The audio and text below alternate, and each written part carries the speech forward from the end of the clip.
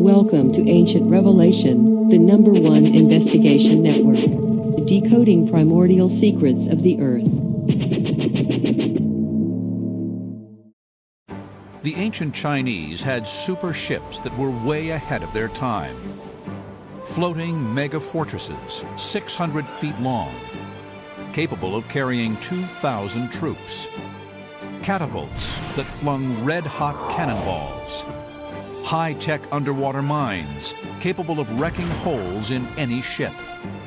Many believe the ancient Chinese naval engineers were so advanced that they built ships large and strong enough to cross the Pacific Ocean and discover America 71 years before Columbus. The Ancient Discoveries team is investigating Chinese super ships.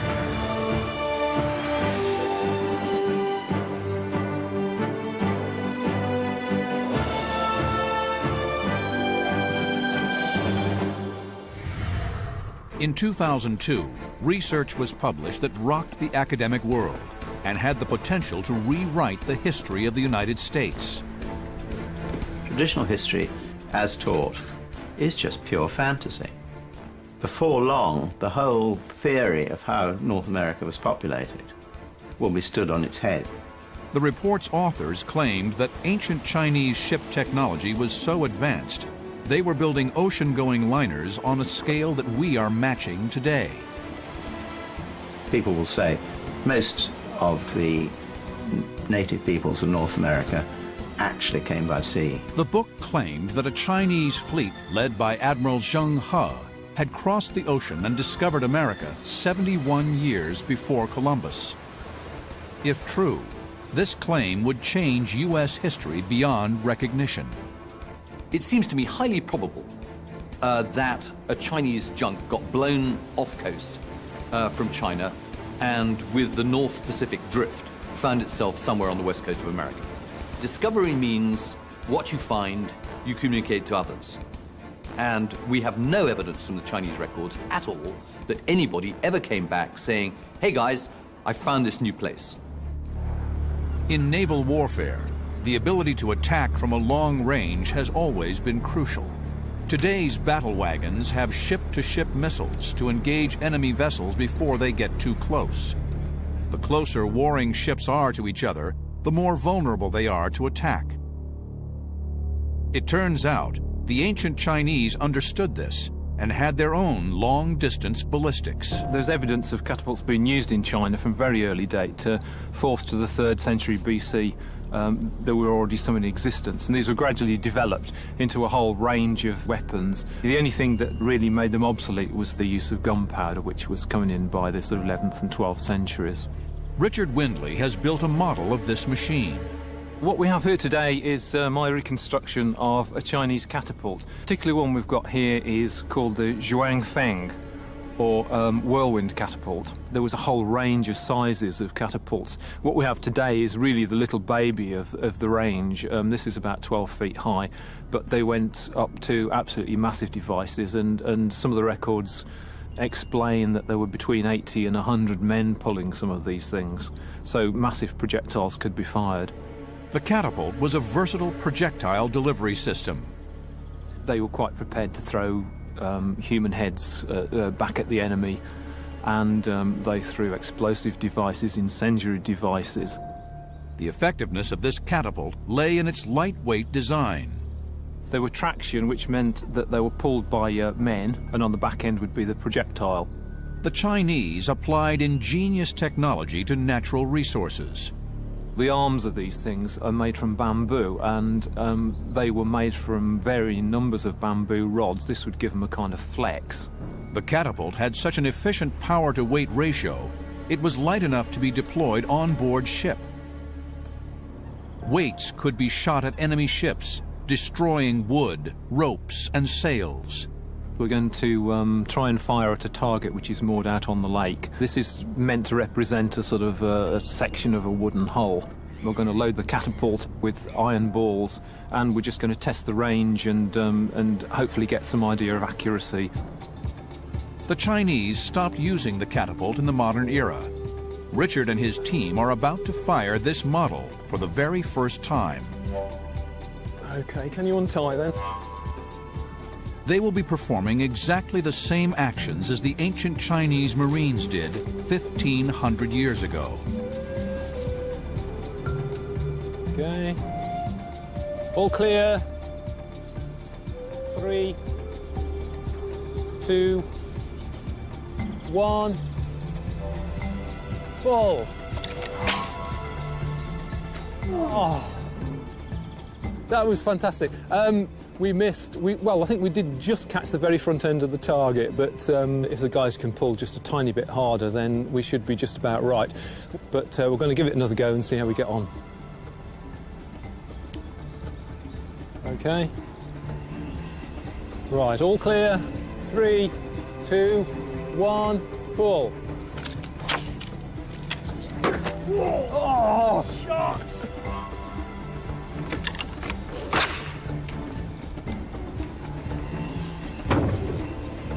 We finally hit it, so that's quite good going. Obviously, the different projectiles are going to need different ranges, are going to need different amounts of pullers, so the whole thing is hugely complex, but the fact that we can hit it, I think, is testament to the design of the machine. The Chinese weren't just launching cannonballs. There are little-known references to something even more insidious. Ancient texts speak of the ability to launch molten fireballs. Where Westerners in the 18th century are superheating their round shot for the damage it will do to a wooden deck, the Chinese are doing the same thing. They're superheating metal projectiles. In an ancient forge, historian and blacksmith Hector Cole is investigating the evidence. I think the possibility of them firing hot projectiles, yes, you can. You need a pretty advanced technology to get the metal molten and get it quickly onto your throwing device before it solidifies. So you're not going to have molten metal flying through the air, you're going to have solidified metal flying through the air. Hector has built a career reconstructing ancient weapons, using only ancient forging techniques. The first challenge is to get the balls hot enough. Now, to get hot a large piece of metal like that, you need a very large fire and a lot of air being blown into it. And early man was then using bellows of some sort, which then delivered the air into the fire. And with that technology, the Chinese were melting iron. And once you've got iron into a molten state, you can then pour it into whatever shape you like. Now, that didn't occur in Western Europe until hundreds of years later. The furnace raises the temperature of the iron cannonball to 1,500 degrees. Forges work by focusing the heat in. They do not give out much heat. This means they are safe to be installed on wooden boats. The Chinese would have installed smaller versions of exactly this type of forge on board ship. The effectiveness of burning hot metal is extraordinary. If you have hot metal and it lands on something and it is hot enough and that thing is combustible, then it will burst into flame. Now, it doesn't take much realization to think that if you could lob one of these, red hot, as hot as you can get it, onto a ship, the people on board ship are going to panic, because the last thing that you want on a ship is uncontrolled fire. Hector leaves the cannonball in the 1,500 degree forge for 15 minutes. The metal heats to red hot. Well, we now have a red hot cannonball. It's taken about 15 minutes to get up to this heat. So the thing to do is to see what it will do if it landed on anything that's combustible. Hector's first test is to investigate what the ball would do to card or paper, such as might be found in sails or packing on board ship. And that was instantaneous. If you were on board ship, quite frightening, highly effective. But how will the hot ball affect the planking of the ship itself? Hector places a 2-inch thick piece of wood into the forge, exactly the type used on an ancient Chinese ship. That's just as impressive. It's on fire, the fire's spreading out. Panic. No one's going to pick that up. Abandoned ship. But how will the red-hot ball shoot in Richard's catapult? Blacksmith Adrian May has supplied a mobile, lightweight forge of the size and power that could have been used on an ancient ship. We've got a blacksmith here today who's had the forge going for some time now. There's some cannonballs heating up in the forge. They've been in there for about half an hour, I believe, and they should be getting up to medium orange heat now. What we're going to do is to load them into the catapult and see if we can actually hit this target.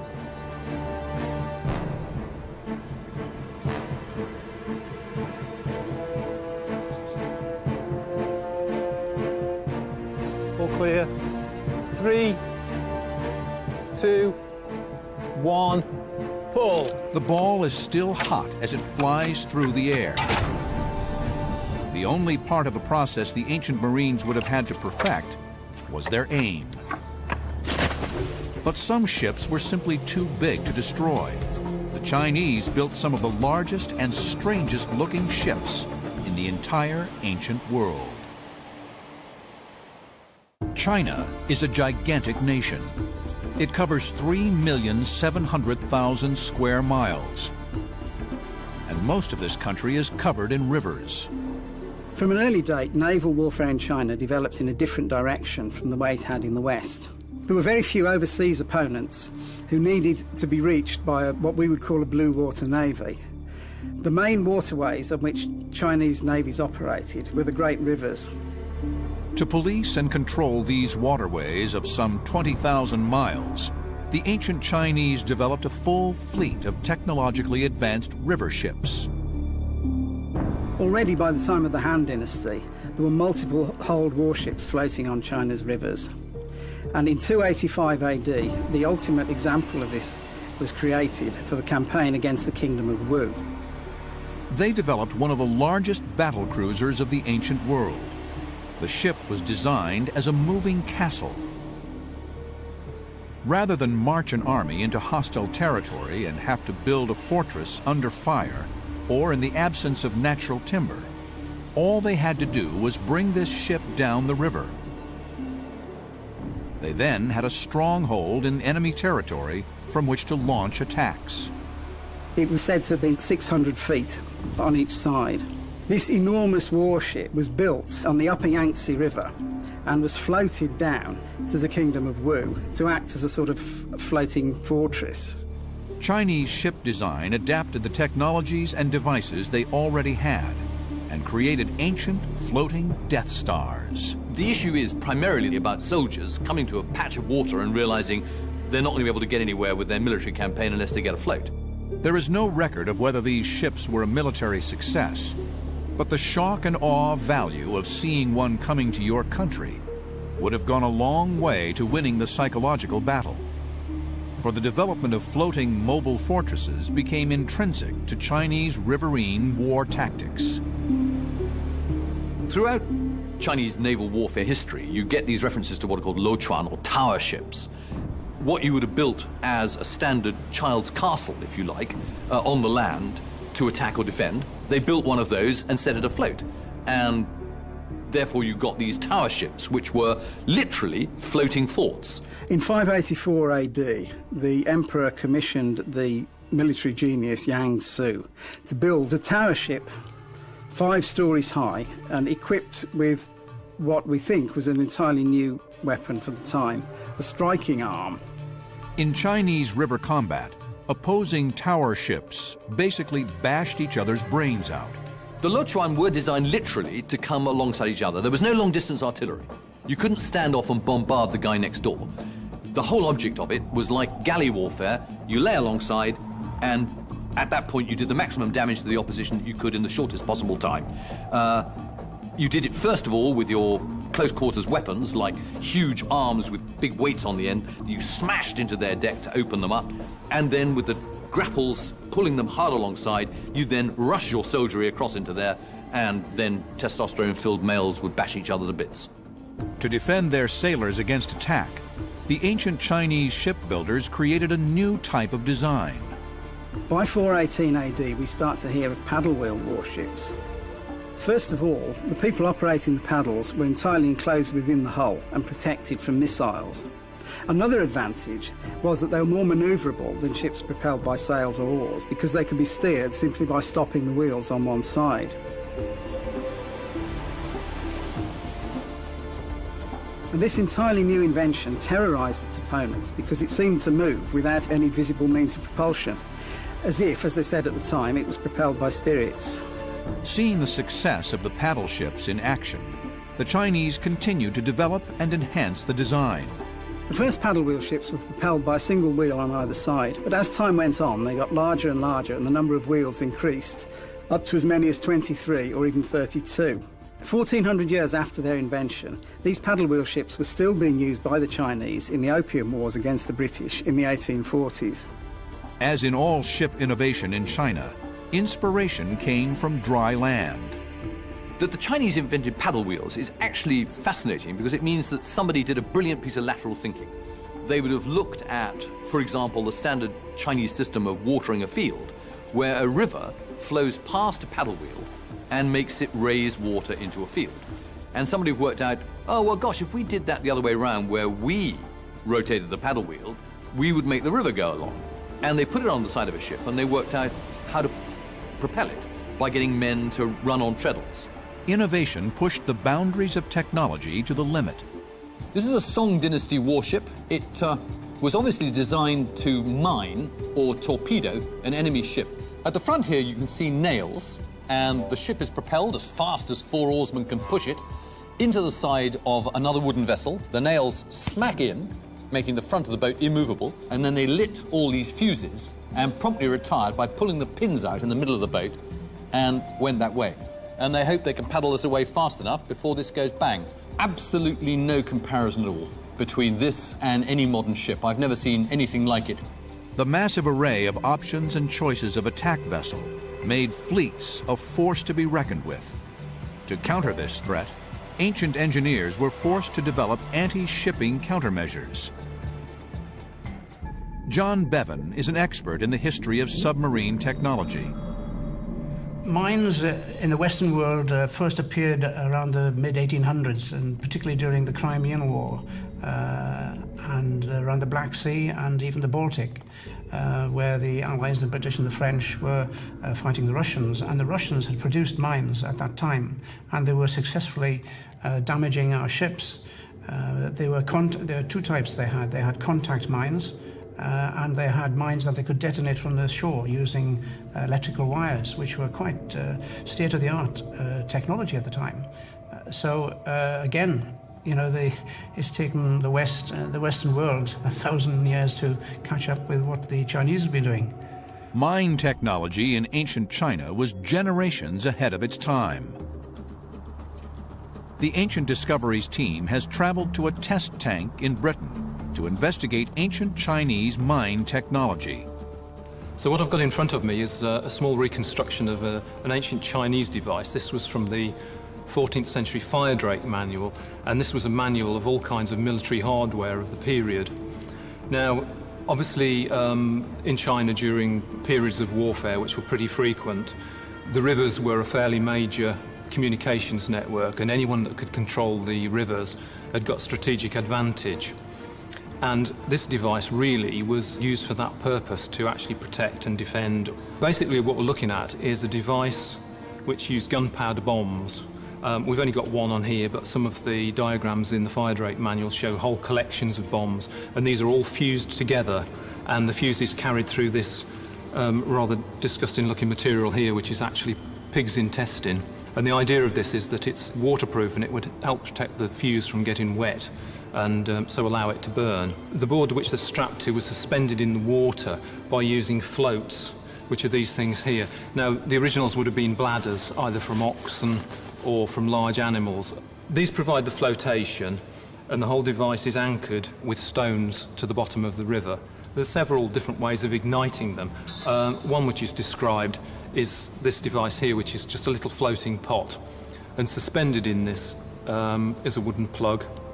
There's an incense stick here, which is attached to the fuse, so the incense stick will obviously slowly burn down, and then when it gets to the bottom, there's a little bit of gun cotton on here which ignites the fuse. The length of time from ignition to explosion could be varied by the length of the fuse. from a couple of seconds to many minutes. The fuse then burns down through the waterproofing intestine here until it reaches the bomb, which obviously then explodes underwater. What we're hoping to do now is to set this thing up in the tank. We've got a small charge in here because we can't use anything too large for safety reasons, and hopefully we're going to set the fuse alight and see if it will go off. The first challenge is to achieve a balance between the floating devices and the anchors, so that the mine hangs at exactly the correct depth. But the most important part of the trial is to test whether the divers can set and arm the mine underwater without getting the key parts wet. In the days before electricity, the gunpowder-based fuse had to be kept completely dry.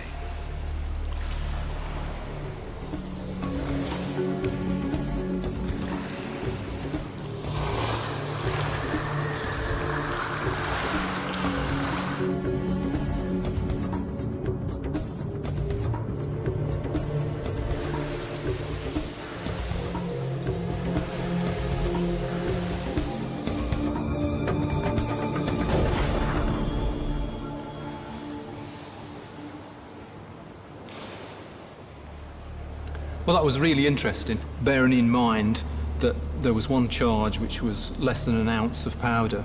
The Chinese devices would probably have had at least 3, 4, 5 pounds of powder. If we multiply that little pop that we just had by perhaps 100 times, we can get some idea of the possible damage that these things were capable of achieving.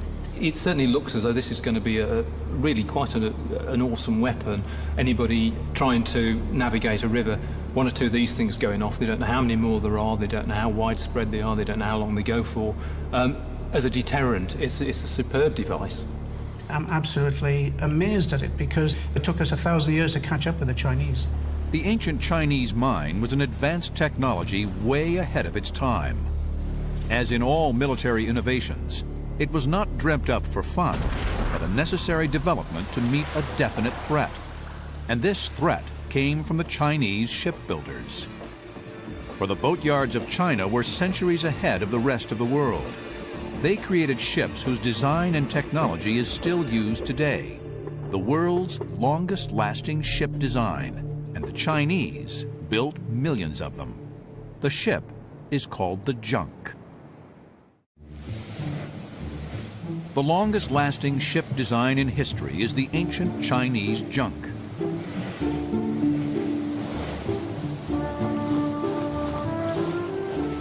In hull construction, for example, China is not terribly well endowed with high-quality shipbuilding timber. So the Chinese came up with a very simple answer. As opposed to using thousands of trees in order to build a hull, they created an internal division system in order to create a shape of a hull with a minimum use of timber. So you create an extremely light, extremely strong hull using very few trees. It's brilliant. The craft was flat-bottomed.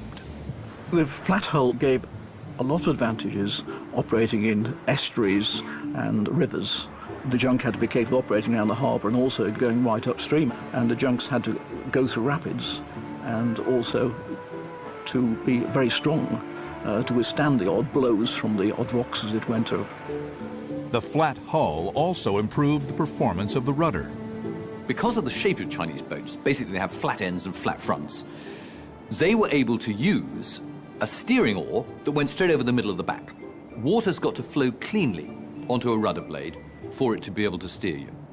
If you've got the bottom of a hull like that, and you lower an oar, it comes right out below the bottom of the hull into clean water. And that's what the Chinese did. They gradually lowered the oar until it was sticking right out at the bottom of the hull, and then it steered brilliantly. The rudder itself was a highly advanced piece of technology. The advantage of a rudder over a stern oar was that they required less physical operation. We think they were using them for probably over 1,000 odd years before the Europeans started them, and the Chinese rudders were also capable of being lifted up or down, so if the vessel took ground they could lift the rudder up, whereas invariably when a European ship touched it smashed the rudder, and that the ship was pretty hopeless. Western ships had a fixed rudder which could not be raised in shallow water. also used a skeletal system of design. A rib cage was built and planks nailed around it. But the Chinese were the first to develop and capitalize on bulkhead technology. Bulkheads divide the inner hull into sections, so if a hole is made in one part of a ship, only that part will flood.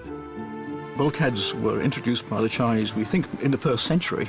It did two things really to a junk. It stiffened the whole of the junk frame up, so it stopped the torsional twisting. And it also, if you had water permeate into a department or rock or so forth, or even shellfire, it meant that water was held in that hold. The ancient Chinese derived their inspiration from nature. The Chinese were building rafts with bamboo, and the bulkheads built into bamboo naturally by nature were thought, well, that's a wonderful idea, we'll incorporate it into our junks. The motor of a sailing boat is the sail. Marine engineer Cedric Bell has made a replica of an ancient Chinese junk sail. This is a model of a junk sail. The sails were held on a yard, battens down the sail, fixed to the sail, and then each batten was attached to the mast by a loose connection with rollers in to make it run freely. There were no stays on the mast, so consequently the sail could rotate all the way long. And attached to each of the battens were ropes, which were called sheets, and each one was able to control from the deck the direction of the sail, so it could do that or that. So these sheets then would control where the sail was in relation to the wind. The edges of the sail were so designed to give a form of lift, rather like aerofoil of an aeroplane or a bird's wing. The ability to completely rotate the sail allowed the Chinese junk to actually sail into the wind like a modern yacht. If you wished to reduce the sail, well, obviously each batten went on top of the next and closed up like a Venetian blind. And then they were just tied together at the ends. But to lift the sail, which could weigh up to 10 tons, extra help was required. So we think they were provided with a balance weight, so the semi-automated. So you got a counterbalance. Whatever position you got into, the counterbalance there held the sail in its position. The only problem is then, of course, if you've got a 90-foot mast and a 30-foot hull, then you've got to have a set of balls or else a ratio here. So the ball drops 1 foot and the sail rests 3. And the ball would run in guide so it wouldn't swing round. And when the ship was normally sailing, the weight would be on the hull as low as possible. So to raise the sail, minimum force would be required on the winch. Obviously, when the sails got wet, a little bit more effort was required. But conversely, when the sail was retracted to its lowest level, less power was required. The junk, the technological king of ancient shipbuilding,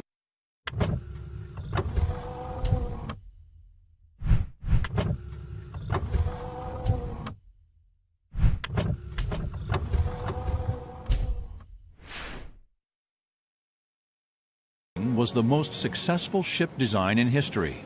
The design could be applied to junks of all sizes, from smaller river craft to massive ocean-going liners.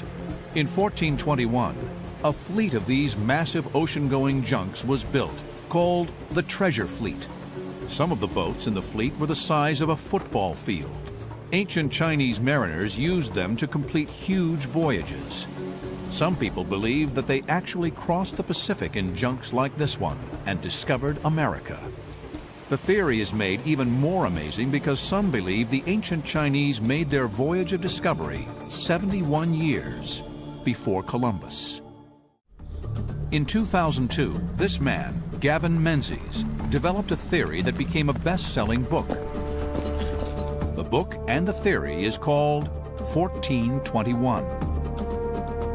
The ideas proposed in this book have caused controversy around the world. Any researchers who wanted to verify what 1421 is all about would have to find an unequivocally Chinese-built hull. Gavin claims to have decoded ancient Chinese texts and maps and discovered new evidence in China and around the world that proves that the ancient Chinese were the first to discover America. 71 years before Columbus made his historic voyage. The Chinese had a very long history of seafaring, which we've only just recently discovered.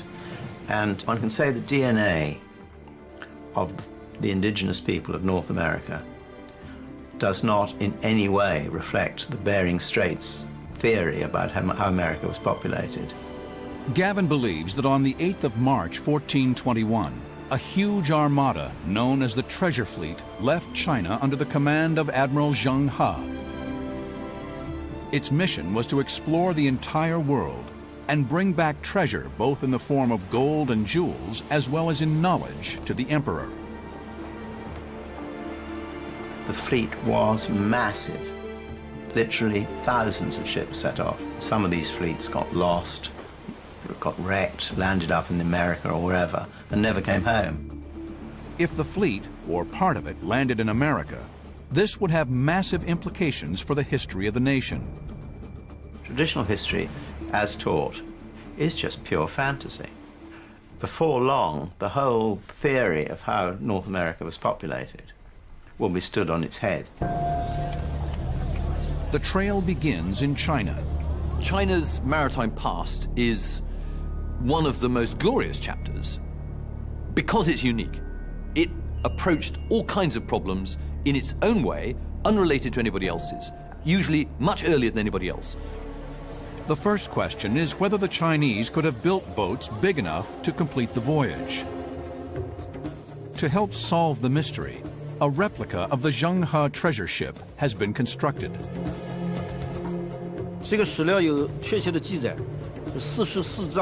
Experts have different views on the subject.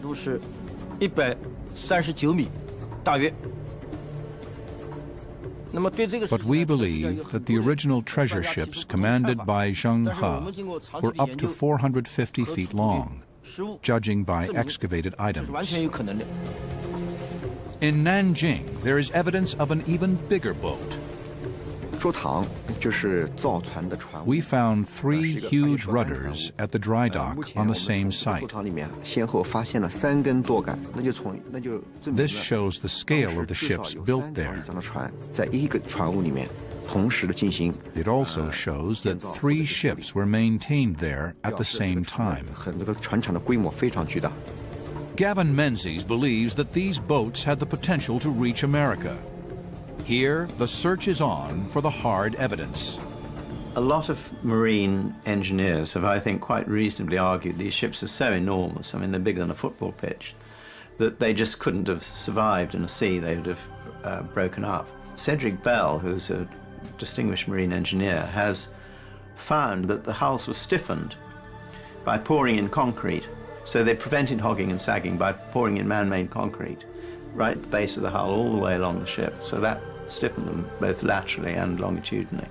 This is a piece of the concrete which I took out of the Chinese treasure ship at Meraki. The concrete, which was made from volcanic dust, was cast into the hull. Firstly, the hull was coated with rice adhesive. This might sound strange that using rice, but the Great Wall of China used rice mortar, which is strong and durable. And the purpose of the adhesive was to make sure there was an intimate bond between the concrete and the hull, prevent water being held there and corrosion. On this actual piece, this side was against the hull, and you can actually see traces of the grains of the rice adhesive. There are many in the academic community who believe Gavin and his supporters have got it completely wrong. Professor Stephen Davis agrees that the Chinese were the first people in America, but not that they discovered it. Discovery is a tricky thing. Obviously, the Chinese ancestors discovered America because they walked there.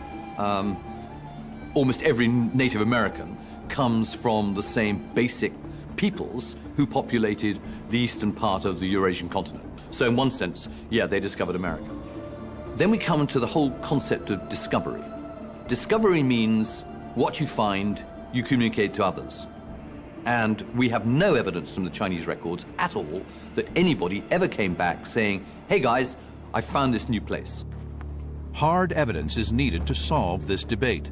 Oh gosh, I mean, if they find a junk, wherever it's supposed that Zheng He went, and they can carbon date it accurately in an attested laboratory, the independence, etc., of which is unimpeachable.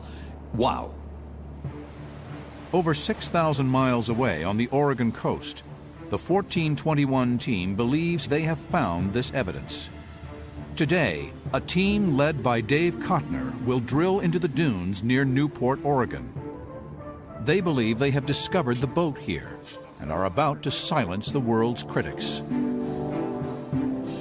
If they find what they're looking for, they will turn American history on its head.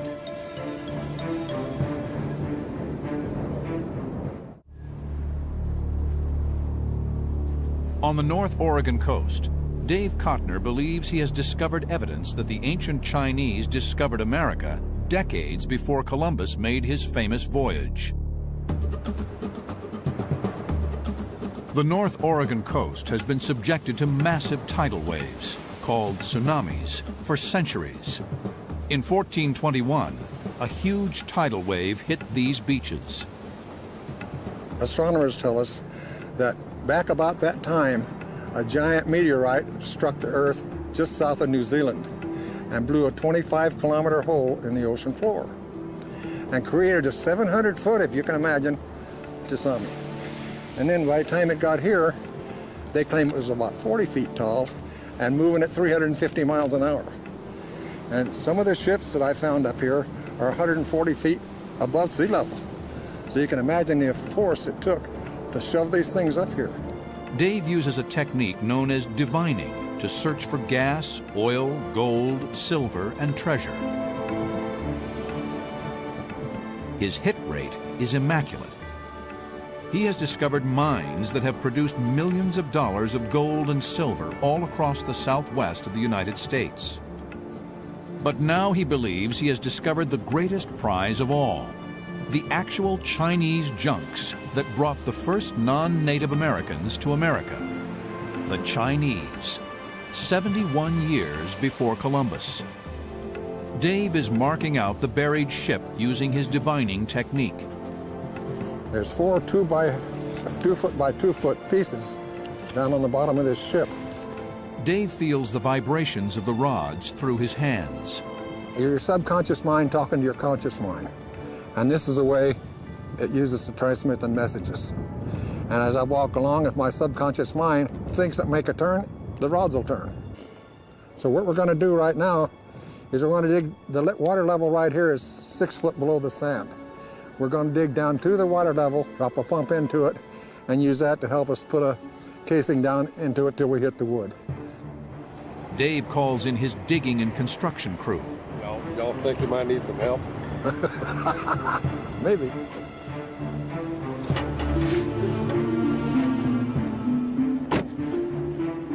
Could this be the legendary treasure ship of Zheng He?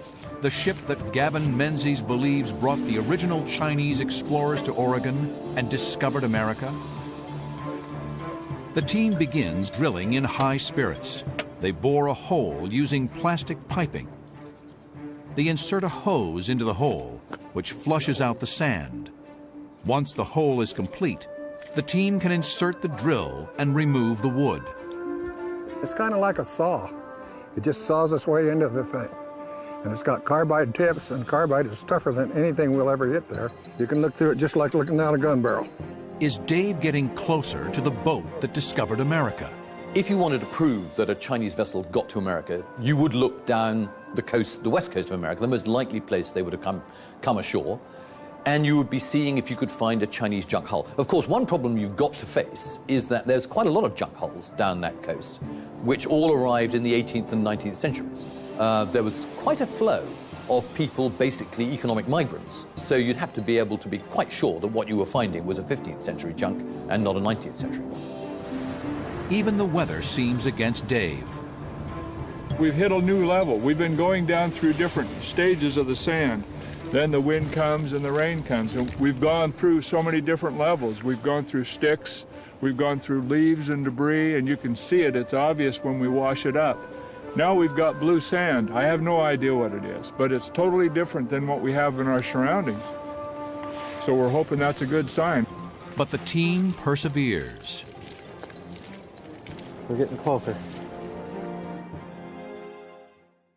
By the second day, the storm front has passed, and Dave can resume his work. His plan? To drill 40 feet into the sand and into the wood along the keel of the ship. He will remove a core sample. If he is successful, the sample will be sent to the lab for carbon dating. We're there now. We're just knocking on the door. We got to be within 6 inches of it. Dave believes that if his sample can be shown to come from 1421, it will prove that the Chinese discovered America. This happened 71 years before Columbus, and it's going to change a lot of thinking. There is excitement in the camp. The country up here has an air of ancient mystery. Will Dave finally uncover the riddles that have laid hidden beneath the sands for centuries? Or will Professor Stephen Davis be right? All of the ocean current circulation systems that operated in the 15th century would have to have been quite different to the ones that operate today. Actually, they had to work backwards. And I don't think they did. My suspicion is, if huge Chinese ships weren't built, they were a large and flashy platform on which the emperor stood in 1405 when Zheng He set to sea to wave goodbye with his retinue. And they stayed put. And Zheng He, like any sensible seaman, went to sea in a ship that could actually move. After 40 feet and 6 hours, they finally hit something. We got wood coming out of the hull! Got wood! Look here. Keel pieces. That's it. That's Chinese wood right there. That's the stuff dreams are made out of. That's better than gold. 22 years I've been trying for this. Wood from an ancient Chinese junk? Unfortunately, the wood chips are too small a sample to carbon date accurately. The lab will need about 50 grams. Dave believes he understands why his sample is so small. I'm reasonably sure we're drilling into a 2-foot section. It was like a keel piece. It goes down 2 feet in a solid piece of wood. Well, I think we're drilling into the top of it. I think what happened is the drill bit got into it and he couldn't pull it out. So he reversed the drill a little too much and it come out pulling the sand and left the wood. The team sinks another hole.